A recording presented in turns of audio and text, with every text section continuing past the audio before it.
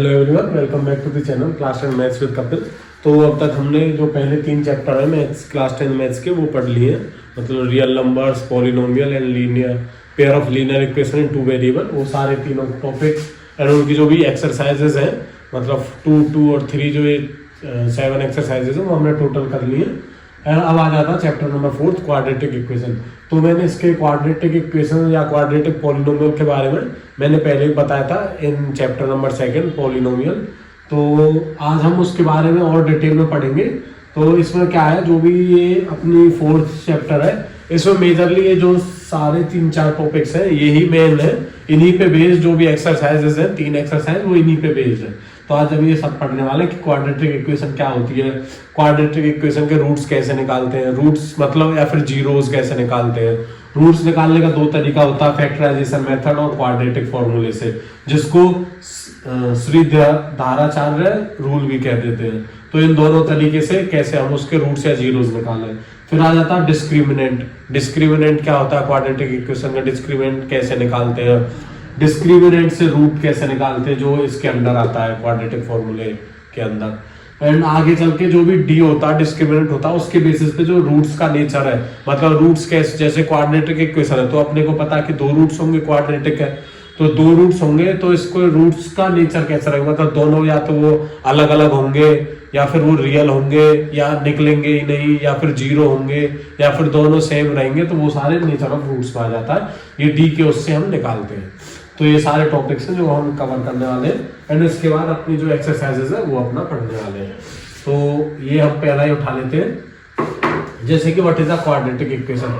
तो quadratic equation पहले तो समझते हैं कि क्वाड्रेटिक क्या होता है। फिर इक्वेशन जैसे मैं बता चुका हूँ कि किसी भी एक्सप्रेशन को अगर हम जीरो के इक्वेट कर देते हैं तो वो एक्सप्रेशन इक्वेशन में बदल जाता है। तो क्वाड्रेटिक क्या है, मैं इधर इरेज कर देता हूँ, फिर 1 बाय 1 उठाते हैं। जैसे what is the quadratic equation. तो एक क्वाड्रेटिक क्या है, जिसकी हाईएस्ट डिग्री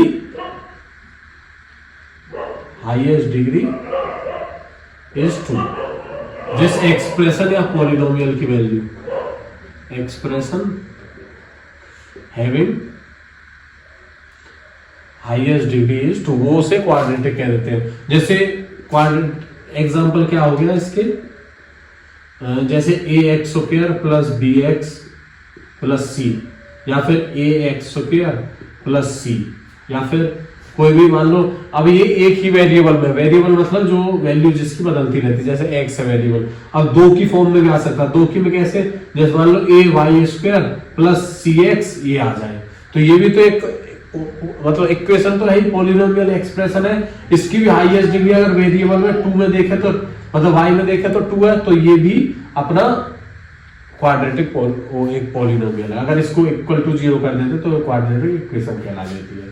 तो ये भी ध्यान रखना है, 2 वेरिएबल में भी अगर किसी भी वेरिएबल की हाईएस्ट डिग्री 2 है तो भी वो क्वाड्रेटिक इक्वेशन या पॉलिनोमियल कहलाएगा। तो ये अपनी आ जाती है क्वाड्रेटिक इक्वेशन। और सेकंड टॉपिक था जो अपना,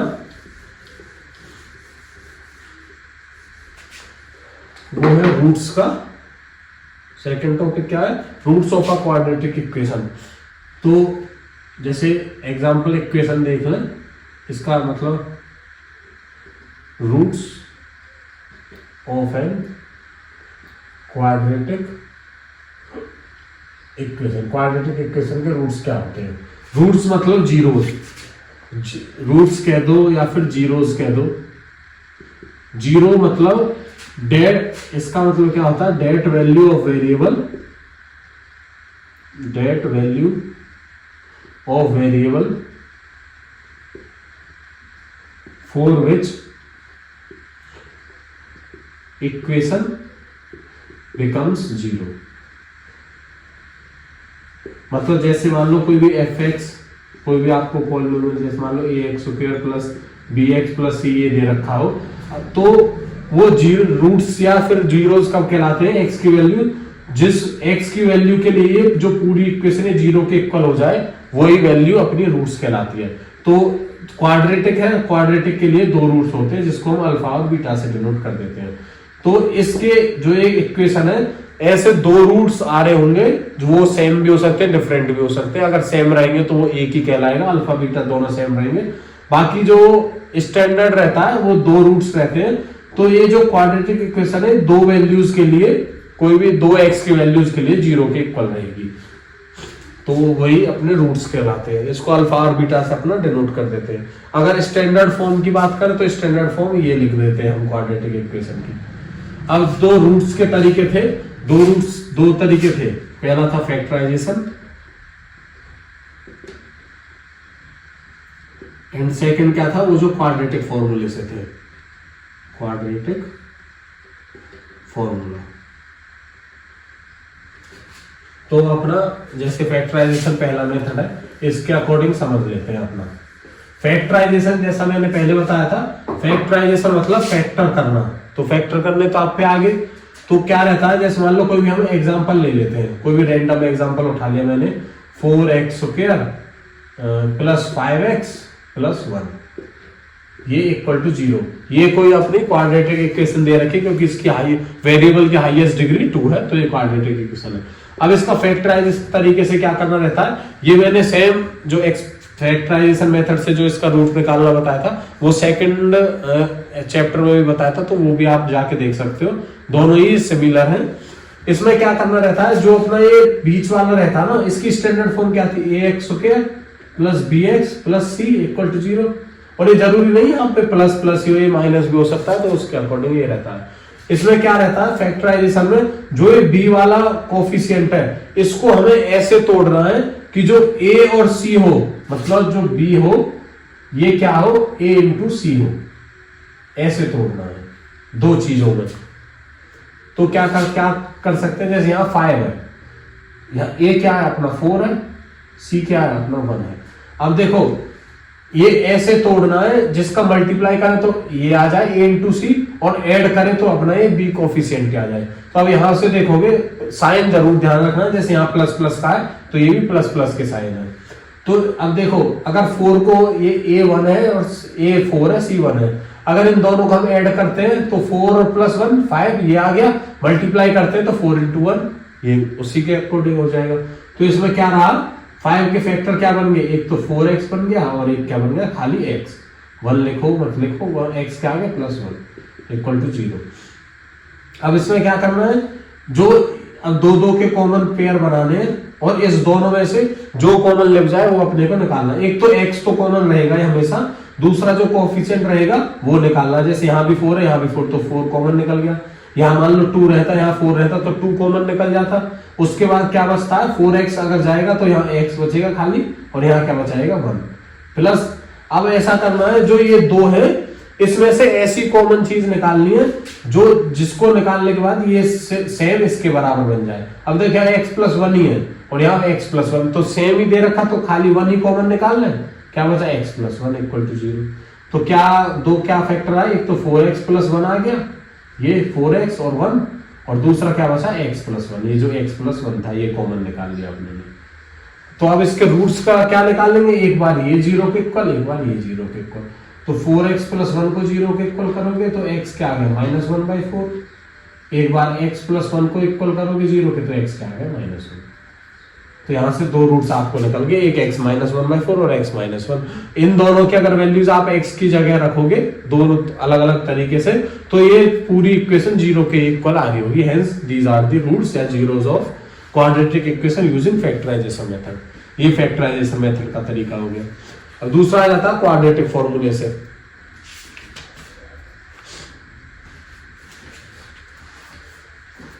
क्वाड्रेटिक फॉर्मूले से सीधा क्या है, आपको ये मैं इरेज कर दे रहा हूं।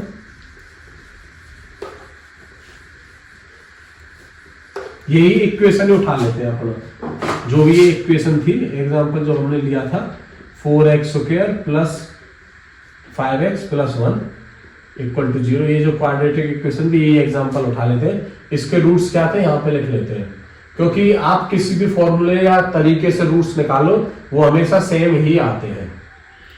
ये दो रूट्स आ रहे थे, तो देखो क्वाड्रेटिक फॉर्मूले से अपना निकालते हैं। देखो अगर ये दोनों की अपने समझने की बात रहती है। इजी ये भी रहता है और इजी जो अब ये तरीका बताएंगे ये भी इजी रहता है, पर ज्यादातर ये रहता है इसमें थोड़ा टाइम लगता है, इसको तोड़ने में थोड़ा टाइम कंज्यूमिंग रहता है कि किससे मल्टीप्लाई करें, क्या वो करें, क्या जोड़ें, क्या घटाएं। उसके तरीके से ये सीधा एक्स की वैल्यू रहती है। जो इसके रूट्स रहते हैं अल्फा कोमा बीटा, वो क्या रहता है minus b plus minus root b square minus 4ac upon 2a। इसके बराबर जो अल्फा कोमा बीटा है, अब ये प्लस माइनस है तो एक बार प्लस ले लेना है, एक बार माइनस ले लेना है, तो उससे अपने रूट्स निकल जाते हैं। ये भी खूब आसान तरीका रहता है। यहां से देखो, यहां से उठा लो, अल्फा कोमा बीटा उठा लिया हमने। स्टैंडर्ड फॉर्म याद रखनी है अपने आपको, ax square plus bx plus c equal to 0 standard form है। तो माइनस के b क्या है 5, प्लस का 5 है तो 5 ऐसे लिख दिया, plus minus root b square मतलब 5 का square minus 4 into a 1 c 1, a 4 है और अपना जो c है वो 1 है। साइन अपने को जरूर ध्यान रखने हैं, अपॉन में 2 इंटू a क्या है 4। अपने साइन जरूर याद रखने हैं अपने को, क्योंकि अगर यहाँ -4 रहता तो यहाँ माइनस ही करना पड़ता, तो माइनस माइनस प्लस हो जाते।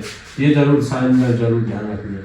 अल्फा कोमा बीटा तो -5 प्लस माइनस, इसको सोल्व कर ले, 5 5 या 25 माइनस के 4 4 या 16 इंटू 1 16 यहाँ है, अपॉन में क्या है 2 8 8 2 इंटू 4 8, तो ये क्या है -5 प्लस माइनस यहां से क्या है √9 अपॉन में 8 इक्वल टू -5 प्लस माइनस √9 क्या रहता है 3 अपॉन में 8। अब यहां जो मैंने बताया था एक बार प्लस करना एक बार माइनस करना, तो अल्फा क्या आ गया, कोई से भी मान सकते हो आप, प्लस को अल्फा मान सकते हो या माइनस को अल्फा मान सकते हो, कोई से एक होगी। तो -b प्लस √3 आया था खाली,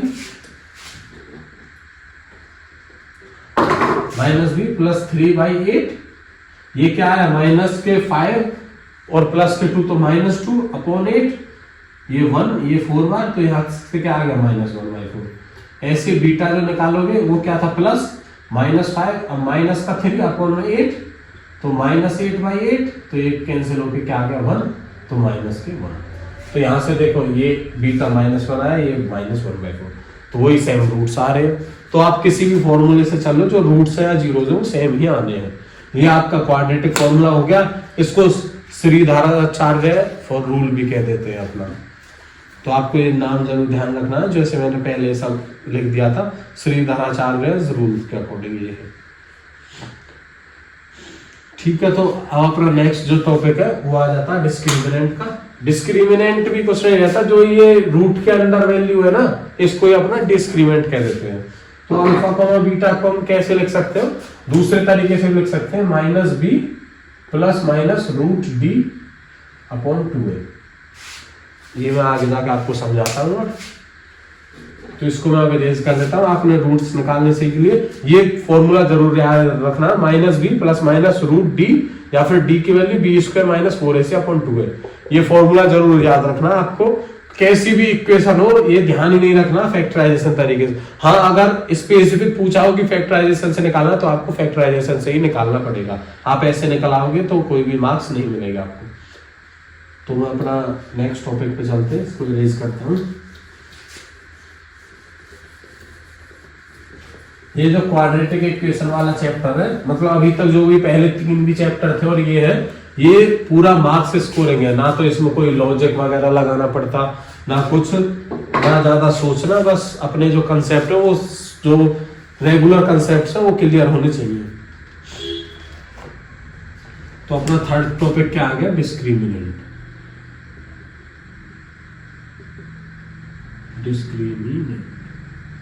इसको डी से डिनोट करते हैं। इसका कोई अपनी जो नॉर्मल लाइफ होती है इसमें तो कोई सिग्निफिकेंस नहीं रहता, बस ये क्वाड्रेटिक इक्वेशन का जो रूट है उसको निकालने के लिए इसका यूज करते हैं अपन। तो जैसा मैंने बताया था कि जो डिस्क्रिमिनेंट की वैल्यू होती है वो हो जाती है b स्क्वायर माइनस 4ac। तो अल्फा कोमा बीटा रूट्स क्या आगे -b plus minus √d upon 2a, ये अपनी वैल्यू आ जाती है। 4 इक्वेशन अगर हम एग्जांपल इक्वेशन का एग्जांपल ले लें, वही स्टैंडर्ड फॉर्म में मान ली ax² plus bx plus c equal to 0। अगर ये कोई क्वाड्रेटिक इक्वेशन तो उसका डिस्क्रिमिनेंट क्या होगा, b² minus 4ac, hence their roots will be minus b plus minus root d upon 2a। Root आपको जरूर याद रखने, जैसे मैं कॉमन रूट्स बता देता हूं। 1 का क्या होता है, 1 ही होता है। 2 का ये वैसे तो √2 की कुछ वैल्यूज याद करके रखनी है, 1.414, √3 की वैल्यू जो रहती है 1.732, √4 की वैल्यू वही 2 आ गई, √6 कोई कॉमन नहीं रखता, एंड √9 जो स्क्वायर रूट्स है वो ज्यादातर आएंगे आपके क्वेश्चन में। √16 का 4, 25 का 5, 36 का 6, मतलब इसका स्क्वायर करके देख लो नंबर का, 2 2 जा 4, 3 3 जा 9, 4 4 जा 16, 5 5 जा 25, 6 6 जा 36, ऐसे ही √7 49 का 7 हो जाएगा। तो ये आपको याद रखना है, इन्हीं से आपकी जो अल्फा बीटा की रूट्स की वैल्यू वो आपकी पता चल जाएगी। अब इन्हीं से आपका एक 1 वर्ड क्वेश्चन भी आ जाता है कि जो रूट्स है उसका नेचर बताओ। नेचर ऑफ रूट्स जो अपना 4th टॉपिक था, nature of roots. Nature of roots क्या है?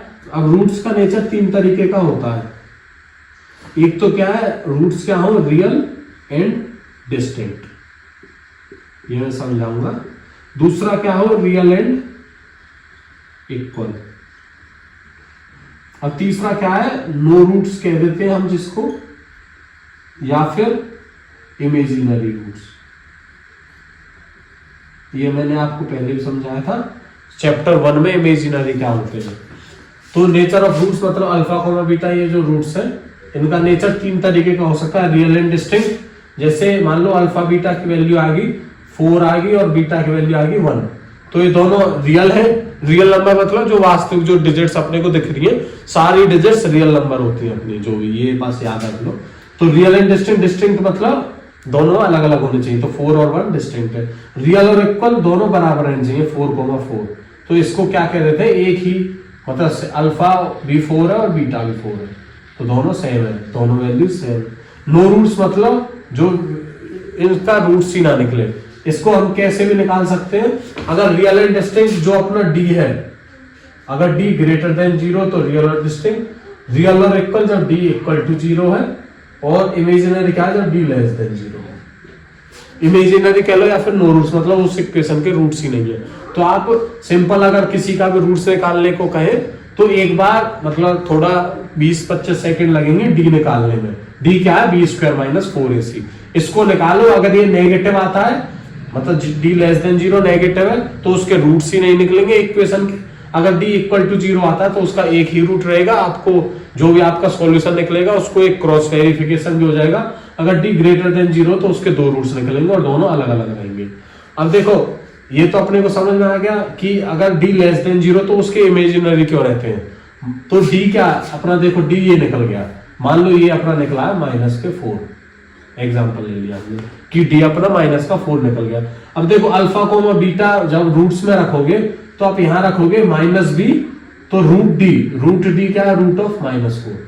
अब नेगेटिव वैल्यू का तो रूट हम निकाल ही नहीं सकते, तो इसलिए ये अगर डी लेस देन 0 तो उसका कोई भी रूट नहीं निकलता। अब दूसरा तरीका रहता है, आप 11th या 12th में पढ़ोगे, इसका जो -4 रहता है ना, ये माइनस का जो साइन रहता है, इसको आयोटा स्क्वायर की वैल्यू जो होती है वो -1 होती है। आयोटा मतलब इमेजिनरी नंबर से हम डिनोट करते हैं। आप 11th और 12th चैप्टर में ये पढ़ोगे, जो इमेजिनरी नंबर रहता है उसका रूट कैसे निकालते हैं, तो उस टाइम पे आप आयोटा यूज करोगे जो आई की फॉर्म में होता है। अब देखो -1 हो जाए तो इसको 4i² लिख सकते हैं, तो इसका रूट क्या आ गया, 2i आ गया निकल के। तो वो इसलिए इमेजिनरी रूट्स कहते हैं। अभी अपने इस सिलेबस में अगर डी लेस देन 0 तो उसके रूट ही नहीं है, बस ये अपना सिंपल आपको याद रखना है। तो यही सारे मेन होते जो भी अपने टॉपिक वगैरह, जो अपनी जो 3 एक्सरसाइजेस है उसमें जो अपने कवर करने हैं। अगर आपसे मान लो पूछ ले कि ये बताओ कि जो भी ये इक्वेशन है कि वो क्वाड्रेटिक है या नहीं, तो अब आप कैसे चेक करोगे, मतलब थोड़ा रीअरेंज करोगे, मल्टीप्लाई है तो मल्टीप्लाई करोगे 2 वेरिएबल्स वगैरह का। अगर उसकी हाईएस्ट डिग्री 2 है तो वो क्या हो जाएगी, क्वाड्रेटिक इक्वेशन हो जाएगी। अगर हाईएस्ट डिग्री मान लो 3 होगी, हाईएस्ट मतलब अगर 4, 3, 2 ये तीनों डिग्रीज है तो हाईएस्ट डिग्री क्या है 4, तो वो क्वाड्रेटिक इक्वेशन नहीं रहेगी, बेशक से उसकी एक्स स्क्वायर हो गई, मतलब उसमें एक वेरिएबल एक्स स्क्वायर का हो, तो भी वो क्वाड्रेटिक इक्वेशन नहीं रहेगी, क्योंकि हाईएस्ट डिग्री पे ही अपना कमेंट करना है। तो अपना एक्सरसाइजेस पे चलते हैं। एक्सरसाइज 4.1 ये खूब मार्क्स स्कोरिंग चैप्टर है, तो इसमें बस कंसेप्ट आपको अगर क्लियर हो जाए तो अच्छे मार्क्स आ जाएंगे। जो आपका एक और वो है, जो आपका d = 0 था, जिसके इसमें d = 0, तो रूट्स एक और याद रख लेना कि कोइंसिडेंट रूट्स भी कहलाते हैं, कोइंसिडेंट रूट्स, या फिर क्या थे, रियल एंड इक्वल वाले थे, इसको ही रियल एंड इक्वल भी कह देते हैं और कोइंसिडेंट रूट्स भी कह देते हैं। तो ये आपको थोड़ा याद रख लेना। अपनी एक्सरसाइज पे चलते हैं 4.1 पे। तो पहला क्वेश्चन जैसा है, check whether the following are quadratic equation. तो फर्स्ट क्वेश्चन का पहला पार्ट, जैसे पहला ही उठा लेते हैं हम, x + 1 का स्क्वायर = 2 × x - 3। अब देखो थोड़ा स्क्वायर भी याद रख लेना, a + b का स्क्वायर किसके बराबर रहता है, a² + b² + 2ab, और a - b का स्क्वायर क्या रहता है, a² + b² - 2ab, और a² - b² क्या होता है, a + b × a - b। ये थोड़े 3 फॉर्मूलेज है, ये भी आप थोड़ा याद रख लेना। इसमें मतलब जो भी जैसे ये सॉल्यूशन, इसको थोड़ा जो खोलना है अपना क्या है, हम ऐसे नहीं छोड़ सकते, हमको जो x की वैल्यू है ना, जैसे x² अगर 2x² आ रहे तो उसको एक फॉर्म में लिखना, मतलब एक ही x² रहना चाहिए, उस लेवल पे अपना जो ये जो इक्वेशन है उसको अपना मिनिमाइज करते चले जाना है। तो आपने यही कहा है कि check whether the following equation are quadratic equation, तो ये जो इक्वेशन है वो क्वाड्रेटिक इक्वेशन है नहीं। इसमें देखो तो ये क्या दे रखा है, x + 1 का स्क्वायर, तो यहाँ a + b, इसका खोल दिया, a² x² + b² 1 का स्क्वायर 1 + 2 × ab 2 × x × 1, तो 2x = इसको मल्टीप्लाई करते 2x, अब माइनस का साइन है तो माइनस आ गया, अगर यहाँ भी माइनस का रहता तो माइनस प्लस हो जाता और x वाला माइनस का हो जाता, तो 2 × 3 - 6, एक तरफ ले आओ सबको, x² + 1 + 2x - 2x + 6 = 0, -2 से +2 कट गया, मतलब 2x से, तो क्या बचा x² 1 और +6 7 आ गया 0। अब देखिए इसकी हाईएस्ट डिग्री क्या है, 2 है, तो hence this is a quadratic equation, तो ये क्वाड्रेटिक इक्वेशन है। ऐसे ही सभी क्वेश्चन ऐसे ही आपको सॉल्व करके चलने हैं सिंपल। जैसे अब ये क्यूब की फॉर्म में दे रखे हैं, तो क्यूब में क्या है,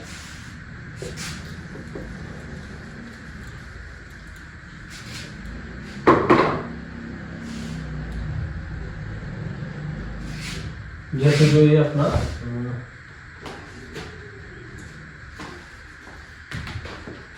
जो अपना 7th क्वेश्चन है,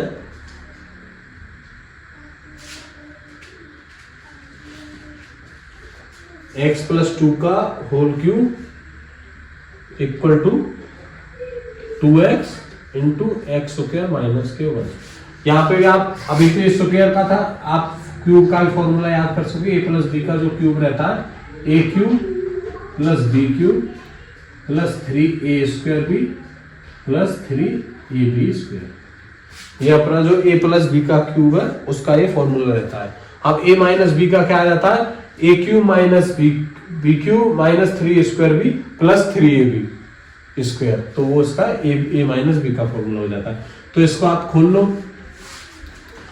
a + b का होल क्यूब क्या रहता है, a³ x³ + b³ 2 का cube 2 2 4 2 8 + 3a², 3a², 3 × a² x² × b + 3a, ये क्या x है खाली, a × b² = इसको अंदर मल्टीप्लाई कर दो, 2x की x² से करेंगे तो 2x³ - के 2x, इसको और खोल लो x³ प्लस 8 प्लस ये क्या बच गया 3 2 जा 6 6x स्क्वायर प्लस ये क्या बच गया 2 2 जा 4 4 3 जा 12 12x equal to 2x cube minus के 2x एक तरफ ले आओ सबको x cube plus 8 plus 6x square plus 12x minus 2x cube और प्लस 2x इक्वल टू 0। अब यहाँ देखो क्यूब है ये -2 है ये x क्यूब प्लस का है तो माइनस प्लस तो सब्ट्रैक्ट करना पड़ेगा लेकिन बड़ा किसका माइनस का तो माइनस के x क्यूब x स्क्वायर का तो कुछ है ही नहीं प्लस x स्क्वायर ये आ गया ये भी हट गया यहाँ बचा 12x प्लस 2x दोनों प्लस के तो प्लस हो जाएगा 14x ये भी दोनों हट गए क्या बचा प्लस 8 इक्वल टू 0। अब देखो इसकी हाईएस्ट डिग्री क्या है 3 है हाईएस्ट डिग्री तो hence it is not a quadratic equation. तो यहां से आपका क्वाड्रेटिक इक्वेशन बन जाएगी। आप यहां से a प्लस बी का तो कर दिया मैं a माइनस बी का भी लिख देता हूं a माइनस बी का whole cube a cube minus b cube plus 3a square b minus 3ab square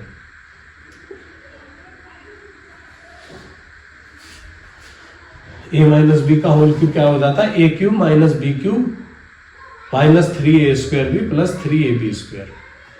ये आपको जरूर ध्यान रखना जो इसका लास्ट वाला है ये इसका प्लस का हो जाता है ऐसे तो आप फॉर्मूले याद रख सकते हो। इसी के साथ जो अपनी फर्स्ट एक्सरसाइज का जो फर्स्ट क्वेश्चन है वो कंप्लीट हो जाता है।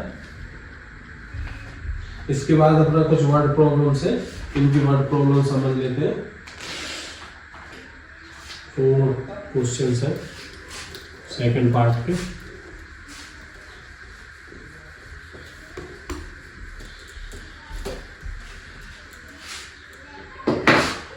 तो सेकंड क्वेश्चन का पहला पार्ट इसमें क्या है represent the following situation in the form of quadratic equation. बस क्वाड्रेटिक इक्वेशन की फॉर्म में अपने को दर्शाना है।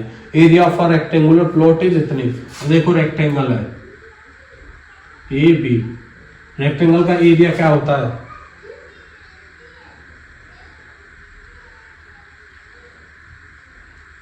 जो रेक्टेंगल होता है एरिया ऑफ रेक्टेंगल क्या होता है length into breadth area of rectangle equal to length into breadth a into b ठीक है। Area of are rectangular plot is इतने ये क्या दे रखा अपना 528 दे रखा है। अब क्या कह रहा है आप इसको x और y के टर्म में मान सकते हो और x की टर्म में आगे बनती चली जाएगी। The length of the plot in metre is 1 more than twice its breadth 1 more than twice its breadth। जो उसकी लेंथ है अपनी a लेंथ है ये अपनी ब्रेड्थ होती है a क्या है 1 more than twice its breadth 1 more than तो plus twice its breadth 2b तो a की वैल्यू क्या है ये तो ये उसमें रख दो तो a की वैल्यू क्या है 1 plus 2b into b equal to 528। इसको आप सोल्व कर लो b plus 2b square equal to 528 equal to 2b square इसको इधर ले जाओ माइनस 528 इक्वल टू 0। ये अपनी बस क्वाड्रेटिक इक्वेशन फॉर्म में दिखाना था ये अपनी फॉर्म बन गई। ऐसे जो आपका सेकंड है इसमें क्या बोल रहा है the product of to consecutive positive integers is. अब देखो टू कॉन्जिक्यूटिव मतलब लगातार होता है तो सेकंड क्या है कॉन्जिक्यूटिव लेट मान लिया let first number equal to x। अब कॉन्जिक्यूटिव मतलब 1 2 3 4 ये सारे नंबर से लगातार जो चल रहे हैं वो कॉन्जिक्यूटिव हो जाते हैं। तो सेकंड नंबर क्या आ जाएगा सेकंड क्या है +1 तो x +1। अगर वो कह दे कि अब ये तो हो गए कॉन्जिक्यूटिव नंबर्स पॉजिटिव इंटीजर जो बोल रहा है अगर बोल दे कि कॉन्जिक्यूटिव ऑड नंबर तो ऑड क्या रहता 1 3 तो ऑड के लिए मैंने क्या बताया था अगर एक आपको x माननी है अगर एक x है तो दूसरी क्या वैल्यू रहेगी 2x + 1। अगर कहते इवन नंबर तो अगर पहली x है तो दूसरी क्या रहेगी 2x। ये अपना इवन के लिए ये अपना ऑड के लिए तो ये आपको जरूर आपको ध्यान रखना है। तो इसमें क्या करा प्रोडक्ट ऑफ टू कॉन्जिक्यूटिव इन दोनों का प्रोडक्ट x इंटू x + 1 इसका प्रोडक्ट 306 के बराबर दे रखा है। Find we need to find the integer. अब इसमें इंटीजर भी निकालने को बोल रहा है तो यहाँ से x² + x minus 306 equal to 0 ये इक्वेशन बन गई, यहाँ अल्फा कॉमा बीटा निकाल दो उस फॉर्मूले से, डी वाले से minus b plus minus root d by 2a के तरीके से इजीली कट जाएगा ना। आपको इसके फैक्टर निकालने की जरूरत, जो फैक्टराइजेशन तरीका था उससे कोई दिक्कत नहीं है, आप कैसे भी निकाल सकते हो इसको। तो ये आपको जरूर ध्यान रखना है, अगर वो कॉन्जिक्यूटिव ऑड कह दे तो पहला x रहेगा तो दूसरा 2x प्लस 1, अगर वो इवन कह दे तो पहला x रहेगा दूसरा 2x रहेगा, ठीक है। अब अपना सेकंड क्वेश्चन के जो थर्ड पार्ट है, 2 पार्ट और बचे इसके, उस पे कर चलते हैं। थर्ड का सेकंड का third, Rohan mother is 26 years older than him, the product of their ages 3 years from now। तो Rohan mother is 26 older than him, तो आपको सिंपल करना है, let age of Rohan, Rohan की एज हमने x मान ली, तो उसकी मदर की एज क्या आ गई, एज ऑफ मदर, मदर की एज क्या बोल रहा है उसका, Rohan's mother is 26 older than, उससे 26 साल बड़ी है तो x प्लस 26। अब कह रहा the product of their edges in years 3 years from now, अब से 30 साल, अब से 3 साल बाद उसकी जो प्रोडक्ट है दोनों की एजेस का वो 360 है, तो उसकी आफ्टर 3 years, आफ्टर 3 years 3 साल बाद एज ऑफ रोहन, रोहन की एज क्या हो जाएगी, आप ये अपनी मान लो अगर आपकी 10 साल अभी तो 3 साल बाद 13 हो जाएगी, मतलब उसमें प्लस हो जाएगा। ऐसे ही एज ऑफ मदर, मदर की एज भी प्लस से हो जाएगी, तो x प्लस 26 प्लस 3, ये क्या आ गया x प्लस 29। तो अकॉर्डिंग टू कंडीशन आपको लिख के चलना सॉल्यूशन में ताकि ज्यादा नंबर मिले, नंबर तो मतलब इतने रहेंगे, बस वो है आपको नंबर देने वो हिचकिचाएगा नहीं एग्जामिनर। तो उसकी प्रोडक्ट क्या है, x plus 3 into x plus 29, वो किसके बराबर दे रखा है 360। ये आप सॉल्व कर लो, उसके we would like to find Rohan's percentage, Rohan की परसेंटेज हमने x मानी थी वही अपने को निकाल लिया।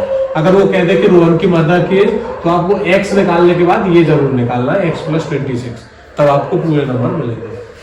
तो आपका थर्ड पार्ट हो गया, उसको आप नोट भी कर सकते हो, समझ भी सकते हो। बाकी का कोई डाउट हो तो आप कमेंट सेक्शन में भी डाल सकते हो, मैं वो बताऊंगा।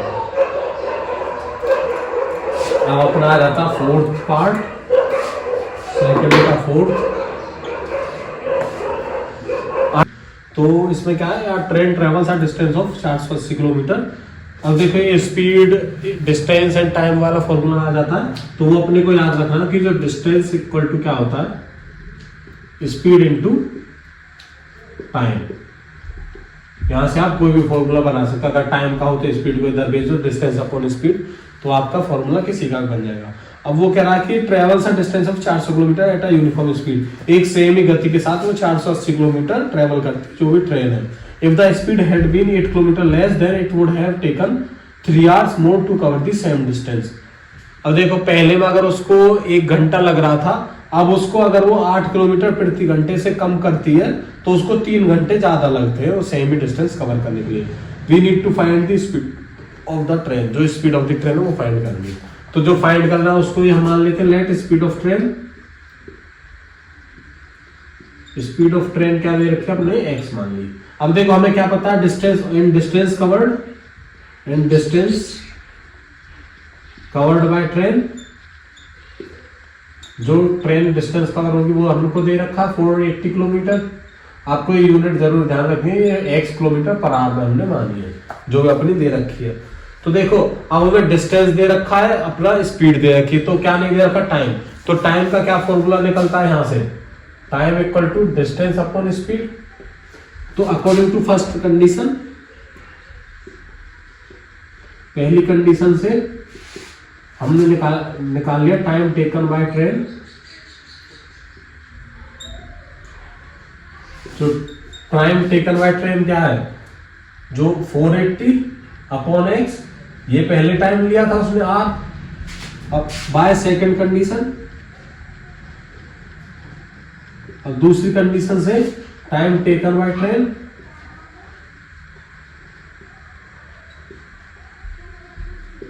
टाइम टेकन बाय ट्रेन क्या है, अगर आप उसकी स्पीड को 8 किलोमीटर से कम कर देते हो तो 480 अपॉन एक्स माइनस 8, ये टाइम कवर होगा उसका। अब क्या दे रखा है, according to condition given in question, उस कंडीशन से क्या है, जो ये टाइम लग रहा है ये इस टाइम से जो पहले लग रहा था उससे 3 घंटे ज्यादा है। तो मतलब दिस माइनस दिस, उसका क्या आया 3 आया। अगर जो जैसे अब मान लो 4 घंटे लग रहे हैं, पहले 1 घंटा लगता था, तो उसका डिफरेंस क्या हुआ 4 माइनस 1, जो अपने को 3 दे रखा वही सेंड करना है according to condition. 480 upon x minus 8 minus के 480 अपॉन x इक्वल टू 3 दे रखा है। थोड़ा एलसीएम ले लो तो ये आ गया 480x minus 480 into x minus 8 equal to क्या आ गया 3x इंटू एक्स माइनस 8। इसको आप थोड़ा रीअरेंज करोगे तो ये आपका सॉल्यूशन निकल जाएगा। आप एक्स स्क्वायर की वो क्वाड्रेटिक इक्वेशन की फॉर्म में बन जाएगा, उसके बाद आपका जो सॉल्यूशन है वो आपका निकल जाएगा। तो इसी के साथ आपकी जो फर्स्ट एक्सरसाइज है वो ओवर हो जाती है, जो इसके सारे क्वेश्चन है वो अपने कंप्लीट हो गए। आप अपना नेक्स्ट मूव करते हैं जो अपनी अगली वाली एक्सरसाइज है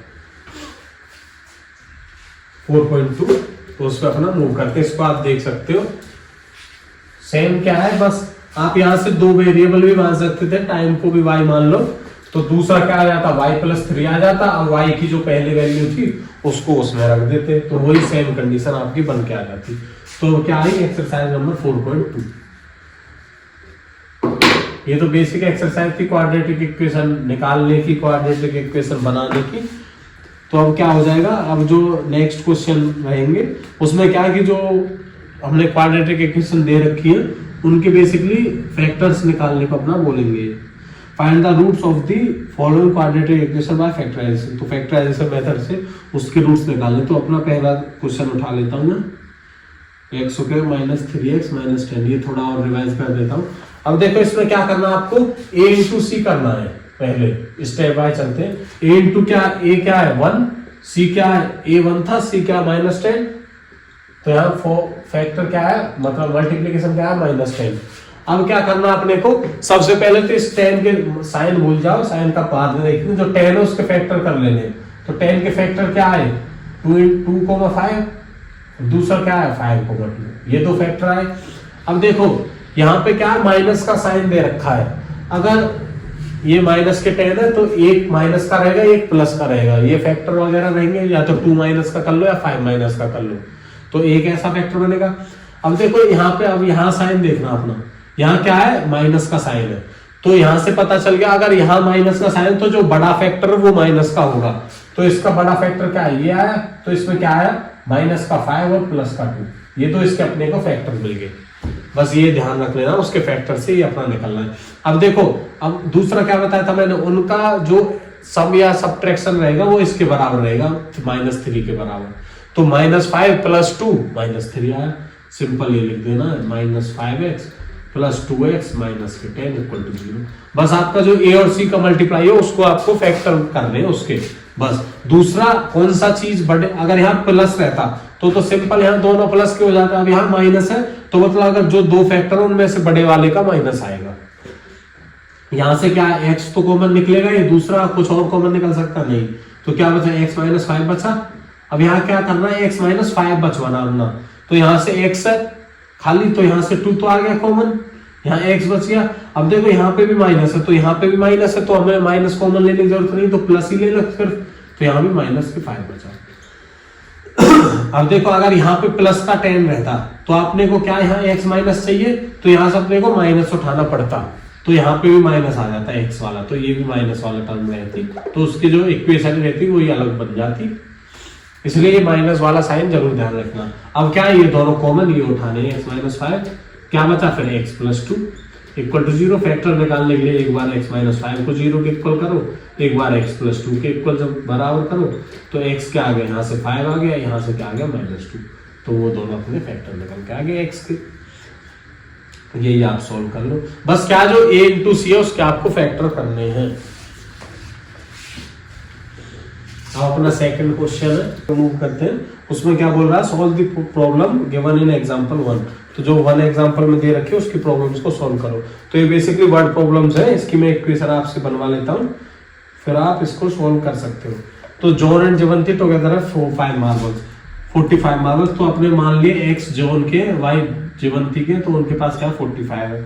अब कह रहा both of them lost 5 marble, अगर वो 5 मार्बल खो देते हैं तो उनका प्रोडक्ट 124 हो जाता है। तो x ने भी 5 खो दिए और y ने भी 5 खो दिए, तो उनका प्रोडक्ट जो क्या है 124 के बराबर है। अब यहाँ से क्या आप y की कोई एक वेरिएबल की वैल्यू उठा लो, यहाँ पे रख दो x माइनस 5, यहाँ y की वैल्यू रख दो 45 माइनस x माइनस के 5 इक्वल टू 124।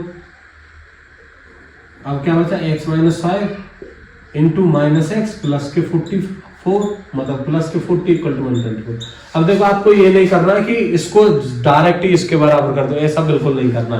जब यहाँ 0 हो तभी बराबर इक्वल टू करना, इसको भी इक्वल टू 0, इसको भी इक्वल टू 0। ठीक है, तो आप पहले इसको सॉल्व करोगे, मल्टीप्लाई करोगे, उसके बाद जो क्वाड्रेटिक इक्वेशन आएगी उसको आप इसके बराबर रखोगे 124 के बाद, जो फिर रीअरेंज करने के बाद जो फाइनल क्वाड्रेटिक इक्वेशन आएगी उसको आपको फैक्टराइजेशन तरीके से प्रूफ निकालना है। तो आपका सॉल्यूशन हो गया फोर्थ के फर्स्ट, मतलब सेकंड के फर्स्ट पार्ट का। यहीं पे सेकंड का सेकंड पार्ट उठा लेते हैं। आप ported industry produce a certain number of toys in a day, जी मतलब certain number of toys in a day. Let मान लिया नंबर ऑफ टॉयज x है, x मान लिया number of toys produced by portage industry in a day, तो x मान लिया। The cost of production of each toy was found to be 55 minus the number of toys produced in a day. तो इन a day में 80, तो cost क्या थी अपनी, cost क्या आ गई, was found 55 minus the number of toys in a day x, मतलब एक दिन में जो नंबर ऑफ टॉयज बनते थे उससे 55 ज्यादा है cost. On a particular day the total cost of production was 750। किसी भी दिन जो टोटल कॉस्ट है प्रोडक्शन की, अब देखो ये कितनी है, कॉस्ट फॉर वन, ये एक पीस के लिए है इतनी, तो उसकी टोटल कॉस्ट क्या आई,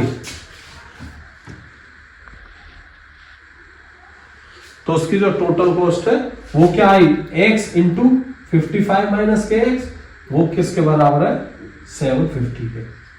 यहां से आप x निकाल लो, नंबर ऑफ टॉयज आपको मिल जाएंगे। अगर कहे कि मतलब कॉस्ट निकालने के लिए ईच टॉय की अगर कॉस्ट निकालने के लिए तो 55 माइनस के नंबर ऑफ टॉयज, तो आपकी ईच टॉय की कॉस्ट निकल जाएगी। अब आपका आ जाता है थर्ड क्वेश्चन।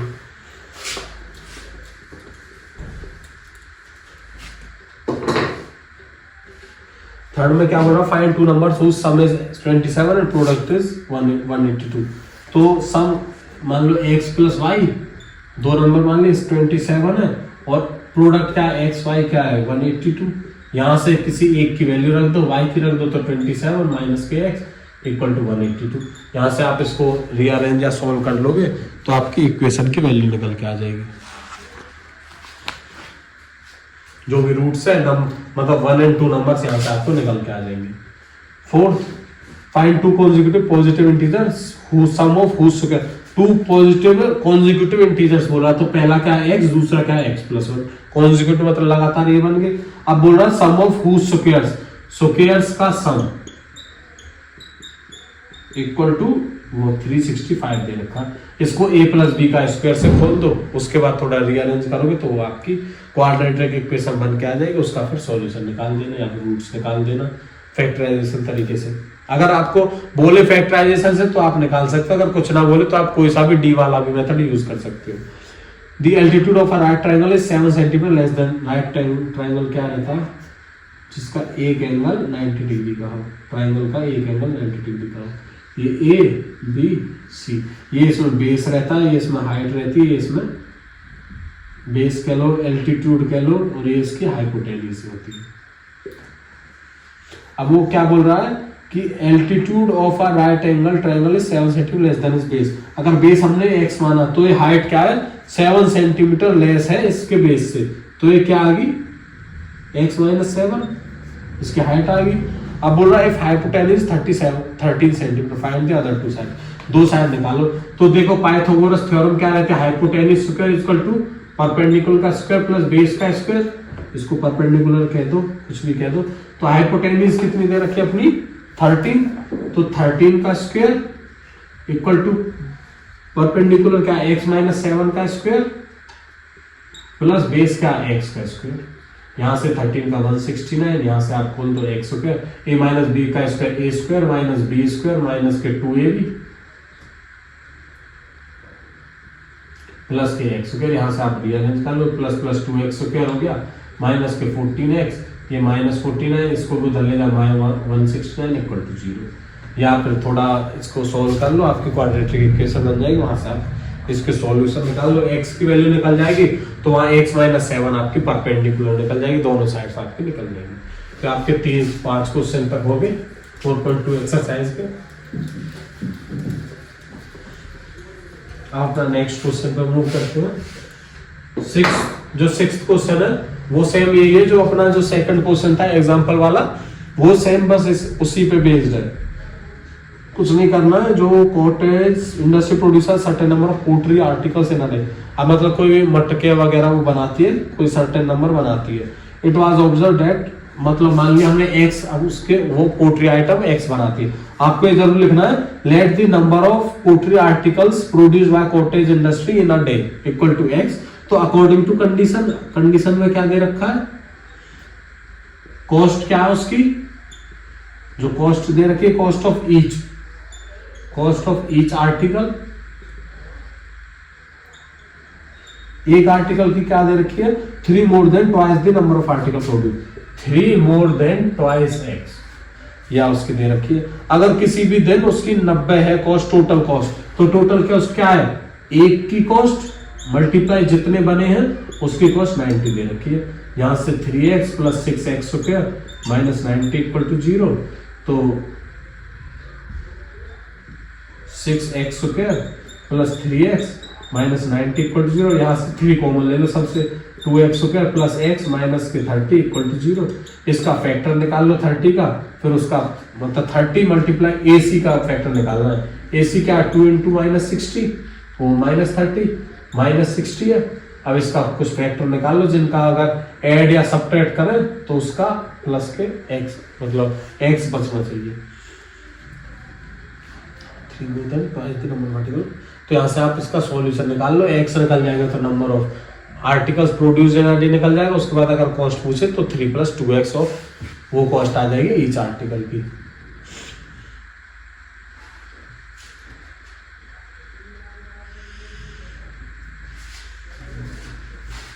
अब ये हो गया 4.2 एक्सरसाइज, इसी के साथ खत्म हो जाती है।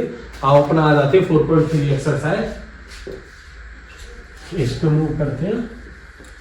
अगर आपका कोई भी जो ये वर्ड प्रॉब्लम्स है इनका मैं जैसे इक्वेशन वगैरह बना रहा हूँ, अगर आपका कोई भी सॉल्यूशन ना निकले, जो भी इक्वेशन बच जाए तो आप मेरे को बता सकते हो, मैं उसका जो सॉल्यूशन वगैरह वो उठा लूंगा या फिर आपको वो शेयर कर दूंगा कि वो उस यूजर का ये डाउट वगैरह था।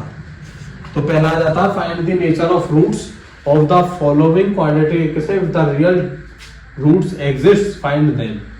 तो नेचर ऑफ रूट्स वही है, अगर डी निकालना अपना, डी अगर 0 से बड़ा है तो रियल एंड डिस्टिंक्ट रूट्स, दोबारा से लिख देता हूं, अगर डी इक्वल टू 0 है तो रियल एंड इक्वल, या फिर इसको कंसिस्टेंट रूट्स भी कह देते हैं, या फिर कंसिस्टेंट रूट्स। अगर डी लेस देन 0 है तो नो रूट्स, या फिर इमेजिनरी रूट्स कह लो आप। अब वो बोल रहा है अगर रूट्स एग्जिस्ट करते हैं तो आप उसको फाइंड करो। तो इसका पहला ही पार्ट उठाना, 2x square minus 3x plus 5 equal to 0। यहाँ से d निकाल लो, d क्या रहता है b स्क्वायर माइनस के 4ac, b स्क्वायर क्या माइनस के 3 का स्क्वायर माइनस के 4 इंटू a क्या 2, c क्या प्लस का 5। तो यहाँ से क्या निकल के आया d, 9 माइनस 3 का स्क्वायर 3 हो जाता है, वो प्लस या माइनस मैटर नहीं करता स्क्वायर में, तो 9 माइनस के 4 2 8, 8 5 40,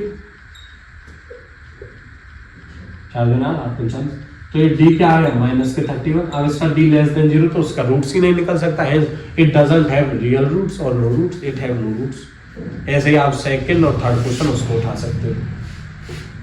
ऐसी बेस पे जो आपका सेकंड क्वेश्चन है, find the value of k for which the following equation so that they have 2 equal roots. अब देखो सेकंड में 2 इक्वल रूट्स कहता है, 2 इक्वल रूट्स के लिए d इक्वल टू 0 कर दो, दोनों इक्वल रूट्स है, रियल एंड इक्वल रूट्स। तो डी जीरो कर दो। पहला क्वेश्चन क्या है, जैसे 2x² plus kx plus 3 equal to 0। यहां से क्या डी क्या निकला अपना, b² क्या k² माइनस के 4 इंटू 2 इंटू 3 इक्वल टू 0।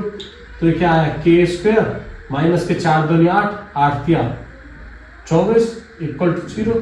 तो क्या आ गया रूट ऑफ 24। रूट 24 को आप कैसे लिख सकते हो, 2 2 जा 4 4, या तो आप रूट 2 पे भी छोड़ सकते हो या फिर इसका फर्दर बाइफर्केशन कर सकते हो कि रूट 2 की वैल्यू क्या निकल के आ जाएगी। रूट निकालने के लिए 24 का फैक्टर निकाल लो, 2 12 2 6 2 3 3 1।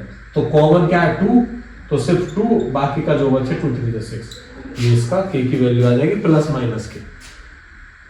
दोनों वैल्यू आपको लिखनी, क्योंकि जब स्क्वायर हटता है तो प्लस माइनस वैल्यू आपकी निकल के आती है। तो यहाँ से फर्स्ट और जो सेकंड क्वेश्चन है 4.3 एक्सरसाइज के वो होगी। अब हम मूव करते हैं नेक्स्ट क्वेश्चन नंबर 3। ये वैसे गाइस खूब आसान क्वेश्चन है, आपको ये मार्क्स स्कोरिंग भी है। आप अगर एक बार कंसेप्ट अगर क्लियर कर लेते हो तो आपके खूब अच्छे मार्क्स आ जाएंगे। इन जो पहले 4 चैप्टर है अभी तक तो ये आसान ही है, आप यहाँ से निकाल सकते हो। Is it possible to design a rectangle mango groove whose length is twice its breadth? Length क्या हमने, अब लेंथ को कह रहा 2x, 2 ऑफ ब्रेड्थ, 2x और ब्रेड्थ क्या है x, ये क्या लेंथ, ये क्या आपकी ब्रेड्थ। अब ये बोल रहा द एरिया इज, एरिया क्या रहता है रेक्टेंगल का 2x into x, length into breadth, वो क्या दे रखा 800।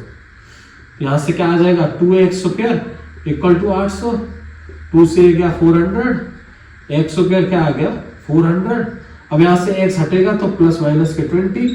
अब देखो ब्रेड्थ अपनी माइनस में हो नहीं सकती, तो माइनस का 20 हट गया तो x क्या आ गया 20 आ गया खाली।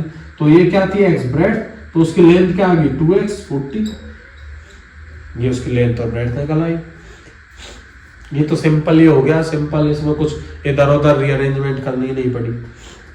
ऐसा ही जो फोर्थ पार्ट है, fourth question, is the following situation possible, possible या नॉट पॉसिबल वो कैसे निकालनी है आपको, सिंपल डी निकाल लो। अगर d greater than equal to 0 है तो वो पॉसिबल है, अगर डी लेस देन 0 है तो वो नॉट पॉसिबल है। The sum of ages of 2 friend is 20 years. Age मतलब 2 फ्रेंड्स x इंटू वाई मान ली, अब उसकी सम क्या दे रखी है 20। अब ये क्या कह रहा है 4 इयर्स एगो, 4 साल पहले the product of their edges was 48। 4 साल पहले एक की एज क्या आ गई x-4, दूसरे क्या आ गई y-4, इन दोनों का प्रोडक्ट क्या दे रखा 48। यहां से एक की वैल्यू निकाल लो, यहाँ y क्या आ गया 20 - x, कुछ भी, यहां से x-4 y की जगह वैल्यू रख दो 20 - x -4 इक्वल टू 48, x-4 यहां से -x प्लस की 16 इक्वल टू 58। यहां से आप इसको मल्टीप्लाई करो, फिर इसको इधर आओ, जो सॉल्व कर लो, उसके बाद फाइनल जो क्वाड्रेटिक इक्वेशन बनेगी उसका डी वगैरह निकाल के देख सकते हो कि पॉसिबल है या नहीं। अगर पॉसिबल है तो उसकी एजेस निकाल देंगे अपने को। ऐसा ही 5th क्वेश्चन है, is it possible to draw a rectangular park of perimeter 80 metre and area 400 metre square, if so find its length and breadth. तो लेंथ और ब्रेड्थ करनी है, तो पेरीमीटर क्या होता है 2 into length plus breadth rectangle का, वो क्या दे रखा आपने को 80। तो सिंपल क्या आएगा लेंथ प्लस ब्रेड्थ क्या आएगा, 2 को उधर ले जाओ तो 2 से 40 कट गया, प्लस भी क्या आएगा 40। एरिया क्या दे रखा, एरिया क्या रहता लेंथ इंटू ब्रेड्थ, ये क्या दे रखा 400। तो इसकी एक यहाँ पे वैल्यू रख दो l, ब्रेड्थ क्या आ गई 40 - l इक्वल टू 400। यहाँ से आप सोल्व कर लो, हेंस लेंथ जब आप लिखोगे तो आपकी क्या आएगी वो मीटर में जरूर लिखना। ये आपका सॉल्यूशन है। तो इसी के साथ गाइस जो आपका 4th चैप्टर है वो ओवर हो जाता है, क्वाड्रेटिक इक्वेशन। तो यहाँ से आप सिंपल समझ सकते हो, काफी लल्लू पंजो सी एक्सरसाइज है या फिर चैप्टर लल्लू पंजो सा। तो आप अगर सिर्फ पास करने के लिए पढ़ रहे हो तो वो ये सबसे बेस्ट रहेगा, जो पहले 4 चैप्टर ये सबसे बेस्ट है, एक दूसरे पे डिपेंडेंसी और सारे आसान है। बाकी अगर टॉप करना है तो भी ये आपके लिए इम्पोर्टेंट है पढ़ने के लिए। तो गाइस यहाँ से आपके क्वाड्रेटिक इक्वेशन खत्म होती है। इसी के साथ अपनी जो आज की वीडियो है ओवर हो जाती है। अगर आप पहले 4 चैप्टर में से real number, polynomial, linear equation, 2 variable and quadratic equation, इनको आप मतलब कोई भी अगर आपको डाउट है तो आप लिख सकते हो, कमेंट सेक्शन में डाल सकते हो, मैं वो डाउट जरूर उठाऊंगा। बाकी इसी के साथ जो ये चैप्टर है ये ओवर हो जाते हैं पहले 4। तो गाइज अगर आपको वीडियो पसंद आ रहा है तो उसको लाइक करो, चैनल को सब्सक्राइब करना और अपने दोस्तों के साथ शेयर जरूर करना, क्योंकि एग्जाम सब अपने नज़दीक आ गए। CBSE का 10th को है और हरियाणा बोर्ड का 15th वगैरह को मार्च में। तो अभी अपने पास वैसे टाइम भी है, जो बाकी के 14 में से 4 हो गए, 10 चैप्टर वो भी अपने हो जाएंगे सारे के सारे। तो आप गाइज चैनल को सब्सक्राइब जरूर करना एंड थैंक यू।